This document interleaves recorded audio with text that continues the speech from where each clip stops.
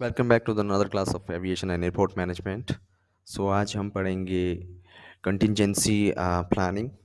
Contingency planning basically होती क्या है? The air navigation service provider, जिसको हम बोलते हैं ANSP, needs to set up contingency strategies to handle future mishaps that may arise due to various risks and threats.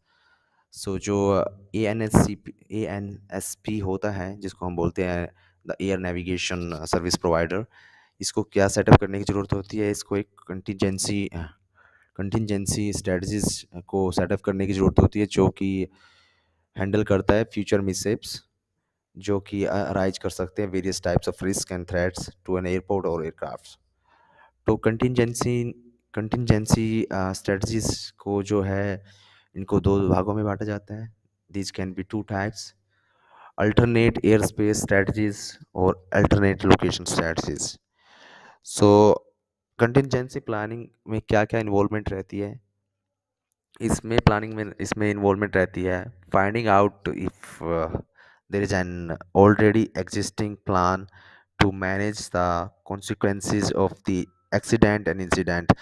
सो इसमें पहला रहता है कि पता करना, इसमें पता किया जाता है कि if there is an already existing plan, कि इसमें पहले से इनके पास कोई एग्जिस्टिंग प्लान है जो कि मैनेज कर सके किसी भी तरह के कॉन्सिक्वेंसेज किसी भी एक्सीडेंट और इंसिडेंट की। दूसरा रहता है inventory of the units service and function of an air navigation service provider NSSP। So दूसरा रहता है इन्वेंट्री, यूनिट्स और सर्विस और फंक्शंस की इन्वेंट्री किसी भी ANSP की, जिसको हम बोलते हैं air navigation service provider.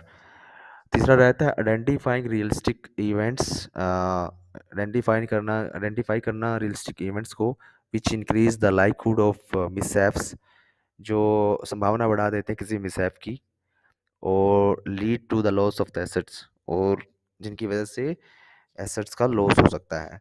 Developing and changing contingency measures that meet safety and security requirements. So develop और चेंज करना कंटिजेंसी मेजर्स को जो सेफ्टी और सिक्योरिटी रिक्वायरमेंट्स को मीट करते हो। Developing a plan for contingency assessment to ensure the contingency requirement are met। एक plan develop करना कंटिजेंसी असेसमेंट के लिए, जो कि इंश्योर करता है कि कंटिजेंसी रिक्वायरमेंट्स जो सेट हुई थी वो उसको टारगेट को अचीव किया है या नहीं किया है। Developing plan and procedure to resume the normal operations. Plans और प्रोसीजर्स को डेवलप करना नॉर्मल ऑपरेशंस को रिज्यूम करने के लिए। इसमें आगे हम देखेंगे bird wildlife and snow control. तो ये इनका क्या मेजर रोल रहता है थ्रेट्स के अंदर? So collision with birds is one of the major challenge for aircraft safety. किसी भी पक्षी से टकराव एक बहुत बड़ा चैलेंज हो सकता है एयरक्राफ्ट की सेफ्टी के लिए। Aircraft can sometimes damage themselves after colliding with birds. So कई बार एयरक्राफ्ट क्या होता है, खुद एयरक्राफ्ट डैमेज हो जाता है किसी भी पक्षी से टकराने के बाद। To avoid such mishaps and the aircraft need to install small airport bird control system. So ऐसी किसी भी दुर्घटना से बचाने के लिए एयरपोर्ट्स क्या इंस्टॉल करते हैं? एयरपोर्ट बर्ड कंट्रोल सिस्टम, जिसको हम बोलते हैं ABCS, which specifically created for repelling birds and other wandering animals away from the airport and runways। जिसका जो कि स्पेसिफिकली क्रिएट किया जाता है किसी भी पक्षी या दूसरे तरह के जानवर को एयरपोर्ट और रनवे से दूर रखने के लिए। Some airports are use bird aversion liquid और गैस। कुछ एयरपोर्ट्स जो हैं वो बर्ड एरिजन लिक्विड और गैस का भी यूज करते हैं, which upon spraying creates an invisible barrier between the birds and aircraft। सो जिसके छिड़काव से क्या होता है, एक इनविजिबल बैरियर बन जाता है पक्षी और एयरक्राफ्ट के बीच में। This spray irritates birds sensory system. ये जो है स्प्रे है, ये क्या करता है, बर्ड्स का जो सेंसरी सिस्टम है उसको इरिटेट करता है, और इसकी कोई भी हानि नहीं होती उनकी लाइफ पे, but it keeps them from flying near aircraft airport. लेकिन ये क्या करता है, उनको एयरपोर्ट के आसपास उड़ने से दूर रखता है।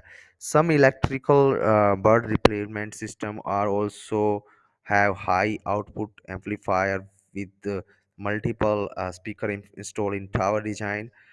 कुछ इलेक्ट्रिकल बर्ड रिप्लेसमेंट सिस्टम को भी यूज करता है, जो कि जिनका हाई आउटपुट एम्पलीफायर होता है, जिसमें काफ़ी सारे स्पीकर इंस्टॉल होते हैं। वो टावर टावर की डिज़ाइन में इनको रखा जाता है। These systems are waterproof, ये वाटर प्रूफ होते हैं और capable to repelling the birds up to 30 acres with a sound output around 1 to 5 dB। और ये वाटर प्रूफ होते हैं और ये केपेबल होते हैं कि पक्षी को कम से कम 30 एकड़ दूर रखे, जिनका साउंड आउटपुट है, और इनके जो इनका इनका साउंड आउटपुट है 1 to 5 dB। It is not just a combination of a bird and an aircraft flying into each other that is dreadful। यही केवल एक कॉम्बिनेशन नहीं हो सकता है कि एक पक्षी और एक एयरक्राफ्ट का टकराव हो जाए और वो एक ड्रेडफुल हो। इसके अलावा भी काफ़ी और चीज़ें भी हो सकती हैं, और भी तरह के एनिमल्स हो सकते हैं इसमें। In an animal on the way on the runway can also cause a great hazards as flipping an aircraft while taking off or landing। So runways के ऊपर किसी दूसरे पक्षी जानवर का होना भी बहुत खतरनाक हो सकता है एयरक्राफ्ट के लिए, क्योंकि एयरक्राफ्ट फ्लिप कर सकता है जब वो टेक टेक ऑफ या लैंडिंग कर रहा हो। There are chances of wild animals entering the runway. So हमेशा संभावना बनी रहती है कि कोई भी जानवर, वाइल्ड एनिमल रनवे में एंटर कर सकता है। तो if it is not properly secured, यदि इसको सिक्योर ना किया जाए, इसको प्रॉपरली एक सिक्योरिटी ना दी जाए, तो हमेशा संभावना बनी रह सकती है। To deter animals entry, the airports are surrounded with partially buried fencing। सो ऐसे एनिमल्स की एंट्री को डिटेक्ट करने के लिए एयरपोर्ट क्या करता है, इस एयरपोर्ट को सराउंडेड किया जाता है, पार्शली बरीड फेंसिंग इसमें लगा दी जाती है चारों ओर से, ताकि कुछ इस तरह के जानवर को ये डिटेक्ट कर ले। So that's all for today classes guys, bye now.